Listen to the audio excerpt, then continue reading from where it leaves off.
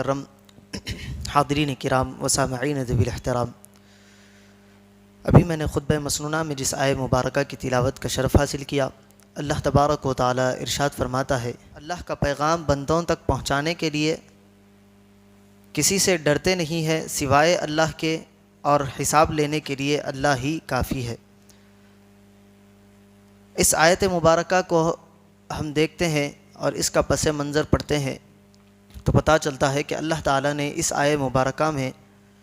محبوبان بارگاہ خدا کا ذکر کیا گیا ہے، جو اولیاء کرام ہیں، جو اللہ تعالیٰ کے مقرب بندے ہیں، ان کا اللہ تعالیٰ اس میں ذکر فرما رہا ہے۔ انہی مقرب بندوں میں جس کا تذکرہ ہم نے پچھلے جمعہ بھی سماعت کیا، میری مراد عارف باللہ، عاشق رسول اللہ، الشاہ امام محمد انوار اللہ فاروقی فضیلت جنگ خان بہادر علیہ الرحمت والرضوان بانی جامع نظامیہ کی عظیم المرتبہ شخصیت ہے، جن کی حالات زندگی کے کچھ کارہائے نمایاں کو ہم نے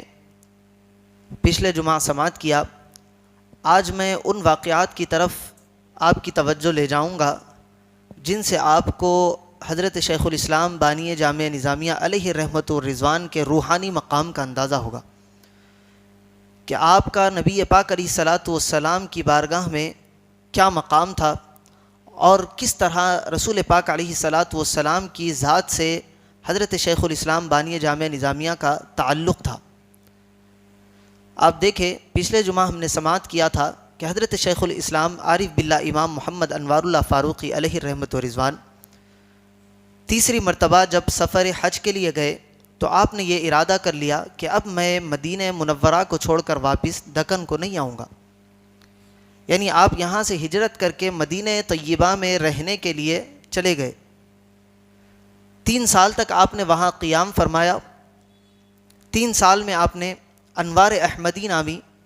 نبی پاک علیہ الصلاۃ والسلام کی سیرت کی مشہور کتاب آپ نے تالیف کی، جس کے بارے میں ہم نے سماعت کیا کہ اس کا ایک ایک حرف عشق نبوی میں ڈوب کر لکھا گیا ہے، جس کی عوام کو پڑھنے کی ضرورت ہے، جس کی بڑے بڑے اکابر علماء کرام نے اس کتاب کی تعریف کی ہے۔ خود آپ کے پیر و مرشد نے اس کتاب کی تعریف کی ہے۔ علماء نے فرمایا کہ یہ کتاب کوئی عام کتاب نہیں ہے، بلکہ نور اللہ لکھا رہے تھے، انوار اللہ اس کو لکھ رہے تھے۔ یہ مقام اس کتاب کا تھا جو مدینہ منورہ میں رہ کر آپ نے لکھی۔ اسی اثناء میں نبی پاک صاحب الاولاق صلی اللہ علیہ وسلم حضرت شیخ الاسلام بانی جامع نظامیہ علیہ الرحمت والرضوان کی کے خواب میں تشریف لاتے ہیں اور حکم دیتے ہیں کہ اے انوار اللہ، دکن جاؤ اور وہاں جا کر علم کی شمع کو روشن کرو۔ حضرت شیخ الاسلام بانی جامعہ ایک دن خواب دیکھتے ہیں، دوسرے دن خواب دیکھتے ہیں، 3 دنوں تک مسلسل یہ خواب آتا ہے۔ تو آپ اپنے پیر و مرشد حضرت حاجی امداد اللہ مہاجر مکی علیہ الرحمت والرضوان کی بارگاہ میں پہنچتے ہیں اور یہ کیفیت سناتے ہیں، یہ خواب کا آنا سناتے ہیں۔ تو پیر و مرشد کا حکم ہوتا ہے کہ تمہیں رسول پاک علیہ الصلاۃ والسلام کا حکم ہے کہ دکن جاؤ اور وہاں جا کر مدرسے کی بنیاد ڈالو اور علم دین کی اشاعت میں اپنے آپ کو مصروف کر لو۔ اب سوچے کہ وہ بندہ جو اپنا سب کچھ چھوڑ کر مدینہ منورہ میں رہنے بسنے کے لیے آ جائے اور سالوں تک وہاں قیام کرے، اس کو یہ حکم ہو کہ اب مدینہ چھوڑ کر اپنے آبائی وطن واپس چلے جاؤ، ہندوستان چلے جاؤ، تو اس بندے کی دل کی کیفیت کیا ہوگی؟ اس کے دل کی کیفیت کا اندازہ ان اشخاص سے پوچھے جو سفر عمرہ کے لیے جاتے ہیں اور مدینہ منورہ میں 7-8 دن ان کا قیام ہوتا ہے، اور جب وہ مدینہ کو چھوڑتے ہیں تو ان کی کیفیت کیا ہوتی ہے۔ انسان مدینہ جاتا ہے، خوشی خوشی جاتا ہے، ہنستا ہوا جاتا ہے، لیکن جب مدینہ چھوڑتا ہے تو روتے ہوئے مدینہ کو چھوڑتا ہے، کیونکہ وہاں کی آب و ہوا میں، وہاں کی فضا میں جو نورانیت ہے، جو نبی پاک علیہ الصلاۃ والسلام سے الفت، جو نبی پاک علیہ الصلاۃ والسلام کا قرب وہاں مدینہ منورہ میں حاصل ہوتا ہے، وہ اللہ کے ولیوں کو تو دور کی بات ہے، عام انسان کو بھی وہ کیفیت محسوس ہوتی ہے۔ تو جب بندہ مدینہ منورہ کو چھوڑتا ہے تو اس کے دل پر غم کی کیفیت ہوتی ہے. وہ لفظوں میں بیان تو نہیں کر سکتا لیکن اس کی آنکھیں وہ بیان کر رہی ہوتی ہے. تو حضرت شیخ الاسلام کو حکم ہو گیا کہ اب مدینہ منورہ کو چھوڑ کر دکن کی سرزمین پر جاؤ اور وہاں جا کر علم کی تبلیغ کرو، اشاعت علوم دینیہ میں اپنے آپ کو مصروف کر لو. حضرت شیخ الاسلام کو جب حکم ہوا نبی پاک علیہ الصلاۃ والسلام کا، تو آپ نے نبی پاک علیہ الصلاۃ والسلام کی بارگاہ میں یہ معروضہ رکھا کہ یا رسول اللہ صلی اللہ علیہ وسلم، میں اپنا سب کچھ چھوڑ کر آپ کی بارگاہ میں حاضر ہوا. میں یہیں رہنے یہیں مرنے کی تمنا لے کر مدینہ منورہ آیا تھا. یا رسول اللہ، آپ مجھ کو اپنے آپ سے دور کر رہے ہیں، میں اس غم کو کس طرح برداشت کروں. جب یہ معروضہ حضرت شیخ الاسلام نے نبی پاک علیہ الصلاۃ والسلام کی بارگاہ میں رکھا، تو پھر نبی پاک علیہ الصلاۃ والسلام کی بارگاہ سے ارشاد ہوا کہ اے انوار اللہ، آپ کو ہم دکن بھیج تو رہے ہیں لیکن نہ آپ ہم سے جدا ہے نہ ہم آپ سے جدا ہے. جس جگہ جس مقام پر آپ کو ہماری ضرورت ہوگی ہم اس مقام پر آپ کی مدد اور آپ کی نصرت کے لیے پہنچ جائیں گے. یہ تیقن دے کر نبی پاک علیہ الصلاۃ والسلام نے حضرت شیخ الاسلام کو مدینہ منورہ سے روانہ کیا. شیخ الاسلام حیدرآباد تشریف لائے اور آپ نے اس وقت یہاں ایک مدرسے کی بنیاد ڈالی جس کو مدرسہ نظامیہ کہا جاتا تھا. وہ مدرسہ نظامیہ اب جامعہ نظامیہ کی یونیورسٹی کی شکل اختیار کر گیا. تو اس مدرسے کی بنیاد ڈالی گئی. اس مدرسے میں آپ دین کی تعلیم اور تبلیغ کی اشاعت میں آپ مصروف ہو گئے. دن میں آپ علماء کو تیار کرتے، رات میں آپ مشائخین کی تربیت کرتے، کیونکہ شریعت کا ایک علم ہے، ایک معرفت کا ایک علم ہے، ایک تصوف کا ایک علم ہے جس کو طریقت کہتے ہیں. تو بڑے بڑے اس وقت کے مشائخ حضرات عشاء کی نماز کے بعد حضرت شیخ الاسلام کی بارگاہ میں حاضر ہوتے اور آپ ان کو درس و تدریس دیا کرتے، اور اس میں بطور خاص کتاب فتوحات مکیہ کا آپ ان کو درس دیا کرتے تھے. یہ فتوحات مکیہ حضرت ابن عربی، محی الدین ابن عربی رضی اللہ عنہ کی ایک مشہور زمانہ کتاب ہے. بڑی دقیق کتاب ہے، عوام اس کو سمجھ نہیں سکتی. علماء کرام بھی جب تک کسی بہترین مربی اور استاذ کے پاس بیٹھ کر نہیں پڑھتے اس کو نہیں سمجھ سکتے. اتنی دقیق وہ کتاب ہے. اس کتاب کو نہ شیخ الاسلام پڑھتے تھے بلکہ پڑھاتے تھے، اور اس طرح پڑھاتے تھے جس طرح عام استاد نورانی قاعدے کو پڑھاتا ہے. یہ علمی کمال حضرت شیخ الاسلام کا تھا. اتنی دقیق کتاب، اتنی مشکل ترین کتاب کو آپ عام چھوٹی موٹی کتابوں کا جس طرح درس دیا کرتے تھے اس طرح آپ پڑھایا کرتے تھے. تو اس وقت کے بڑے بڑے مشائخین آپ کے درس میں حاضر ہوا کرتے تھے. آپ کی ایک مریدہ بھی تھی، شاگردہ بھی تھی، حضرت نجیبہ بیگم صاحبہ علیہ الرحمہ. وہ بھی اس درس میں شامل ہوا کرتی تھی پردے کے پیچھے سے. آپ فرماتی ہیں کہ ایک مرتبہ حضرت شیخ الاسلام کسی سطر کو سمجھانے میں پس و پیش کر رہے تھے،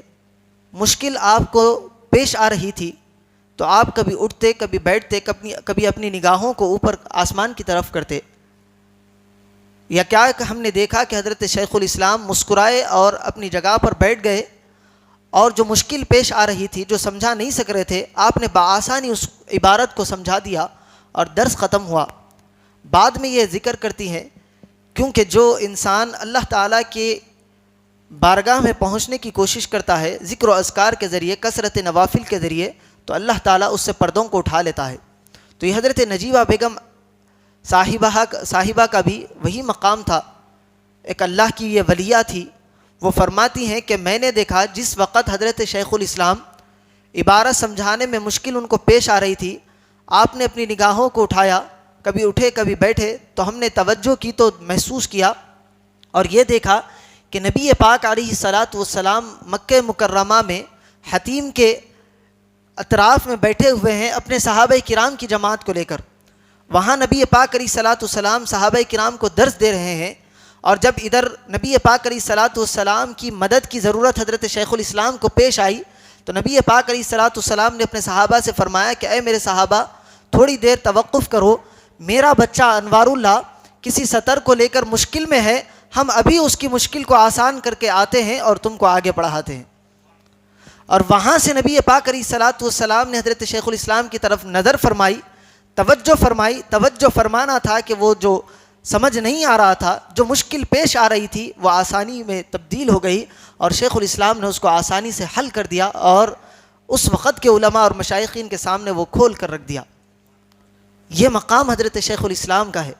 کہ جب جو نبی پاک نے ان سے وعدہ کیا تھا کہ اے انوار اللہ ہم آپ کو دکن بھیج تو رہے ہیں, نہ آپ ہم سے جدا ہے نہ ہم آپ سے جدا ہے,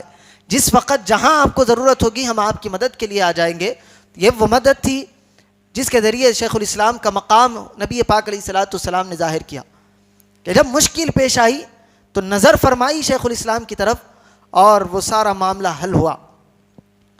حضرت شیخ الاسلام عارف باللہ امام محمد انوار اللہ فاروقی علیہ رحمۃ الرضوان,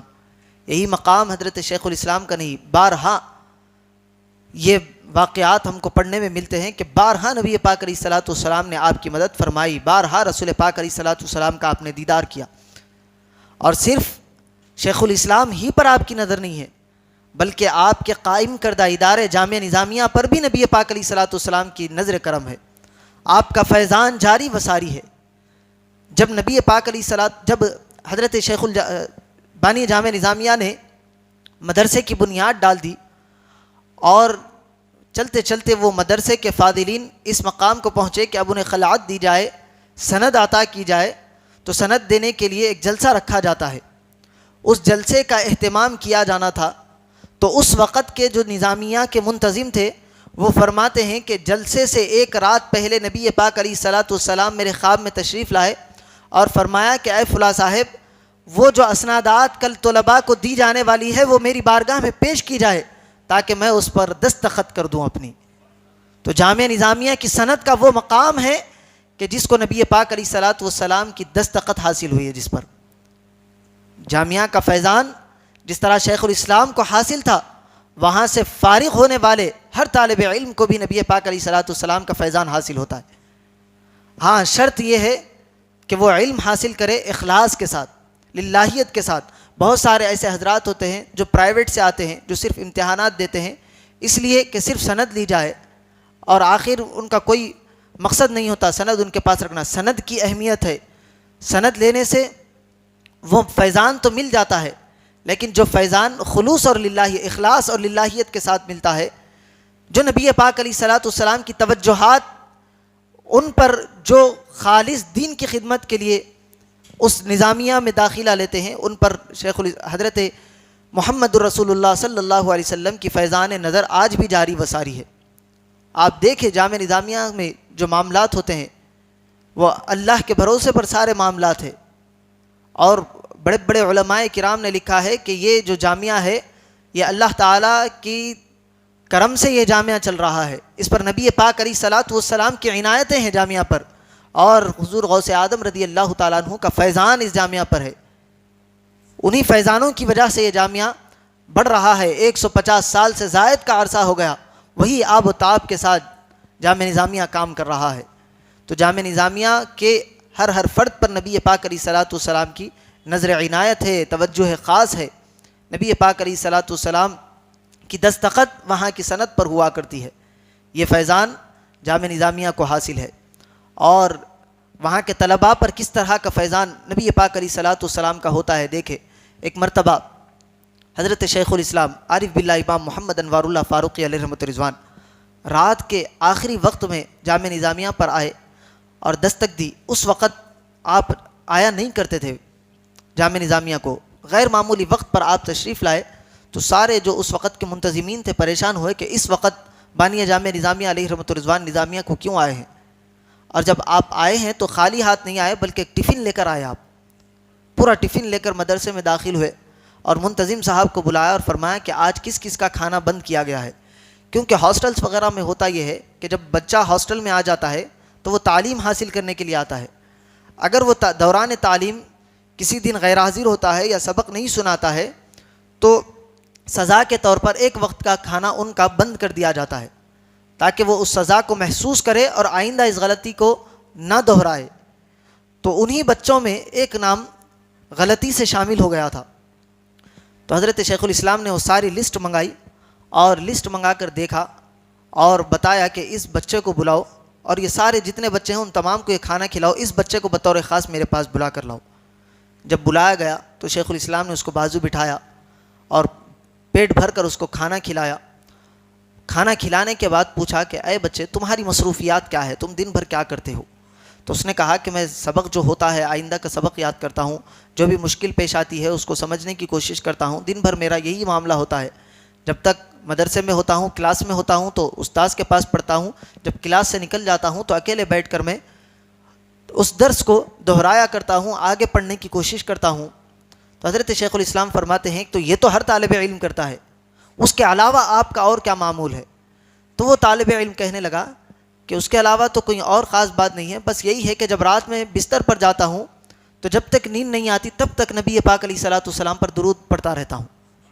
تو حضرت شیخ الاسلام فرماتے ہیں کہ تمہارا یہی عمل ہے جو نبی پاک علیہ الصلوۃ والسلام کی بارگاہ میں قبول ہے, مقبول ہوا, اور اسی عمل کی برکت سے نبی پاک علیہ الصلوۃ والسلام میرے خواب میں تشریف لائے اور تمہارا چہرہ بتا کر فرمانے لگے کہ اے انوار اللہ, اس بچے پر کھانا بند کر دیا گیا ہے, فوری جاؤ اور اس کو کھانا کھلاؤ.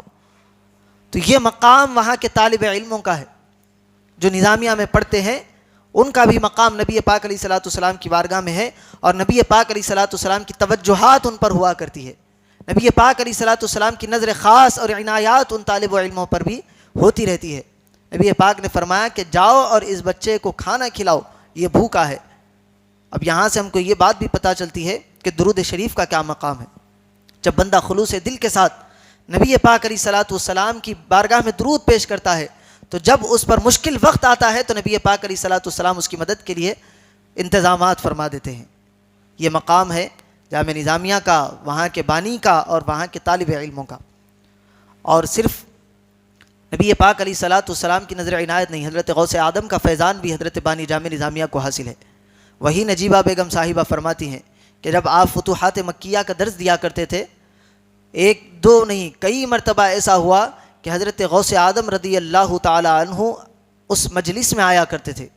اور جس طرح ایک استاذ اپنے شاگرد کی کارکردگی کو دیکھتا ہے کہ میرا سکھایا ہوا طالب علم دوسرے لوگوں کو کس طرح سے پڑھا رہا ہے, تو اس طرح سے نظر فرماتے ہوئے حضرت غوث اعظم کئی مرتبہ حضرت شیخ الاسلام کا درس کی محفل میں حاضر ہوا کرتے تھے اور دیکھتے تھے کہ حضرت شیخ الاسلام لوگوں کو کس طرح تبلیغ کر رہے ہیں, واعظ و نصیحت کر رہے ہیں, سکھا رہے ہیں. وہ دیکھنے کے لیے غوث اعظم رضی اللہ تعالیٰ عنہ بارہا اس فتوحات مکیہ کا درس کا مشاہدہ کرنے کے لیے غوث اعظم تشریف لایا کرتے تھے. اور صرف یہی نہیں, آپ کو اس بات کا اندازہ اس واقعے سے بھی ہوگا, حضرت غوث اعظم رضی اللہ تعالیٰ عنہ کی بارگاہ میں حاضری دینے کے لیے حضرت بانی جامعہ علیہ رحمت و رضوان نے یہ ارادہ کیا کہ جتنی مشہور اور مقبول بارگاہیں ہیں ان سب پر حاضری دی جائے. تو آپ نے ایک سفر تیار کیا, ایک قافلے کو آپ ساتھ لے کر اجمیر شریف, بغداد شریف, وہاں سے نجف اشرف, حضرت امام حسین کی بارگاہ, حضرت مولا کائنات کی بارگاہ, ان سب جگہ جانے کے لیے آپ نے وہ روٹ بنا لی اور سفر کا آغاز کیا. اب آپ جانے لگے. جب آپ بغداد شریف میں پہنچے اور وہاں پہنچے, اس سے پہلے بغداد شریف کے جو اس وقت کے سجادہ نشین تھے ان کے خواب میں نبی پاک علیہ حضرت غوث اعظم رضی اللہ تعالیٰ عنہ تشریف لائے, اور اپنی اولاد سے, جو انہی کی اولاد میں سے ان کی نسل سے چل رہے تھے, جو سجادے بنے ہوئے تھے, ان سے فرمایا کہ حیدرآباد سے ہمارے کچھ مہمان آ رہے ہیں, ان کی ضیافت کا, ان کے کھانے کا اہتمام کیا جائے. انہوں نے خواب میں حضرت غوث اعظم کو دیکھ لیا. حکم تھا, جو خانسہ ماں ہوتی ہے پکوان کرنے والے, ان کو حکم دے دیا کہ حیدرآبادی طرز کا کھانا آج پکایا جائے. وہ کھانا ابھی پک رہا تھا کہ ایک قافلہ آیا جس کے اندر حضرت شیخ الاسلام عارف باللہ امام محمد انوار اللہ فاروقی علیہ رحمۃ رضوان تھے. جب وہاں کے سجادے صاحب سے ملاقات ہوئی, گفتگو اور کلام ہوئی, تو پتہ چلا کہ یہ قافلہ حیدرآباد دکن سے آیا ہے. تو وہ چونک گئے اور اپنے مہمان خانے میں اس قافلے کو لے گئے اور لے جا کر کہا کہ میں آپ کے لیے ضیافت کا اہتمام کرنا چاہتا ہوں, آپ کے کھانے کا اہتمام کیا گیا ہے. جب وہاں بٹھایا گیا اور کھانا پیش کیا گیا تو سارا کھانا حیدرآبادی طرز کا کھانا ہے. تو جو حضرت شیخ الاسلام کے ساتھ کے لوگ تھے انہوں نے پوچھا کہ کیا آپ کو ہمارے آنے کی خبر پہلے سے مل گئی تھی, یا ہم میں سے کسی نے آپ تک کوئی پیغام پہنچا دیا تھا کہ ہم آ رہے ہیں؟ تو انہوں نے کہا کہ آپ میں سے تو کسی نے پیغام نہیں پہنچایا تھا. تو قافلے میں سے ایک شخص پوچھنے لگے کہ پھر آپ نے حیدرآبادی طرز کا کھانا ہمارے آنے سے پہلے کیسے تیار کر لیا, آپ کو اس بات کا کیسے اندازہ ہوا؟ تو انہوں نے کہا کہ حضرت غوث اعظم رضی اللہ تعالیٰ عنہ میرے خواب میں تشریف لائے اور لا کر یہ حکم ارشاد فرمایا کہ میرے کچھ چاہنے والے حیدرآباد دکن سے تشریف لا رہے ہیں، ان کے لیے کھانے کا اہتمام کیا جائے۔ اس واقعے سے آپ کو حضرت شیخ الاسلام کے مقام کا اندازہ ہوتا ہے کہ نبی پاک علیہ الصلوۃ والسلام کی نظر عنایت بھی ہے، توجہات بھی ہے، تو حضرت غوث اعظم کا فیضان بھی آپ کے پاس شامل حال ہے۔ حضرت غوث اعظم کی نگاہیں بھی حضرت شیخ الاسلام بانی جامعہ علیہ رحمت و رضوان پر لگی ہوئی ہے، ہمیشہ آپ کا فیضان آپ پر جاری و ساری ہے، اس بات سے آپ کو اس کا اندازہ ہوتا ہے۔ تو اسی جلیل القدر ہستی کا یوم وصال 29 جمادی الاولیٰ یعنی جو کل آنے والی تاریخ ہے، عظیم الشان پیمانے پر جامعہ نظامیہ میں آپ کا سالانہ عرس شریف منایا جاتا ہے۔ 108واں یہ عرس شریف ہے جو بڑے اہتمام اور شان کے ساتھ منایا جا رہا ہے۔ آپ تمام حضرات وقت نکال کر ضرور اس عرس شریف میں شرکت کرنے کی کوشش کریں۔ عرس شریف کی تقریبات میں آپ شرکت نہیں کر سکتے تو معمول بنا لے کہ ہفتے میں ایک مرتبہ، جس طرح ہم جمعہ کو نکلتے ہیں، یا مہینے میں ایک مرتبہ، یا جب کبھی موقع مل جائے جامعہ نظامیہ میں ہم حاضری دے اور اس عظیم الشان بارگاہ میں جا کر وہاں فاتحہ اور درود و سلام کا اہتمام کرے، کیونکہ وہ بارگاہ مقبول خدا بھی ہے، مقبول بارگاہ مصطفیٰ بھی وہ بارگاہ ہے۔ وہاں پر آپ جائیں گے تو وہاں پر آپ کو صاحب مزار کا بھی فیضان ملے گا، نبی پاک علیہ الصلوۃ والسلام کا بھی فیضان آپ کو ملے گا۔ 29 جمادی الاولیٰ کو آپ کا یوم وصال ہے، اور اس یوم وصال کے تاریخ کے بارے میں ہم نے ہمارے بزرگوں سے سنا ہے کہ جس وقت آپ کا یوم وصال تھا، کیونکہ آپ کو ایک سرطان کا مرض لاحق ہو گیا تھا، آپ کا اسرا ہاسپٹل میں غالباً علاج چل رہا تھا، دن کے وقت میں آپریشن ہوا تو ڈاکٹروں نے کہا کہ انشاءاللہ شام تک یا کل تک آپ کی صحت بہتر ہو جائے گی۔ تو آپ نے ڈاکٹروں سے کہا کہ ٹھیک ہے، بعد مغرب کے آپ میری مزاج پرسی کریے گا۔ حضرت شیخ الاسلام نے یہاں سے پیغام دے دیا کہ بعد مغرب کے احوال کچھ بدل جانے والے ہیں، اور عین اسی وقت پر اللہ تعالیٰ نے آپ کی روح کو قبض کر لیا۔ اور وہ واقعہ جو میں سنانے لگا تھا، حضرت یحییٰ پاشا صاحب رحمۃ اللہ علیہ، جن کا مزار مصری گنج کے چوراہے پر ہے، ان کے مریدین اور معتقدین اور ہمارے اسلاف نے ذکر کیا ہے کہ جب وہ اپنے مریدوں کے ساتھ بیٹھے ہوئے تھے تو اچانک اٹھ کر کھڑے ہو گئے، کئی دیر تک ادب کے ساتھ وہ کھڑے رہے، اور اس کے بعد آپ اپنی جگہ پر تشریف فرما ہوئے۔ مریدین اور معتقدین نے پوچھا کہ اے پیر و مرشد، آپ نے یہ عمل کیوں کیا؟ تو انہوں نے کہا کہ ابھی رسول پاک علیہ الصلوۃ والسلام کی سواری یہاں سے تشریف لے گئی، اور آپ نے فرمایا کہ ہمارے بیٹے انوار اللہ کا آخری وقت ہے، ہم وہاں ان کی عیادت کے لیے جا رہے ہیں۔ نبی پاک علیہ الصلوۃ والسلام، اب یہاں کچھ لوگوں کو اندیشہ ہو سکتا ہے کہ بھئی نبی پاک علیہ الصلوۃ والسلام جس جگہ چاہے آ سکتے ہیں تو ڈائریکٹ ہاسپٹل میں کیوں نہیں آئے؟ تو کچھ لوگوں کو یہ واقعات بتانے کے لیے، بیان کرنے کے لیے بھی، معلومات فراہم کرنے کے لیے بھی کچھ لوگوں کو گواہ بنانا پڑتا ہے، اور کسی عام انسان کو گواہ نہیں بنایا، اس وقت کے ولی کامل کو حضرت نبی پاک علیہ الصلوۃ والسلام نے گواہ بنا دیا کہ یحییٰ پاشا صاحب دیکھ لیں گے اور وہ بیان کریں گے تو ان کی بات پر ہر کوئی یقین کرے گا۔ انہوں نے دیکھا کہ نبی پاک علیہ الصلوۃ والسلام کی سواری جا رہی ہے اور کہتے ہوئے جا رہی ہے کہ ہمارے بیٹا انوار اللہ اس وقت جان کریں کے عالم میں ہے، ان کا آخری وقت ہے، ہم ان کی عیادت کے لیے جا رہے ہیں۔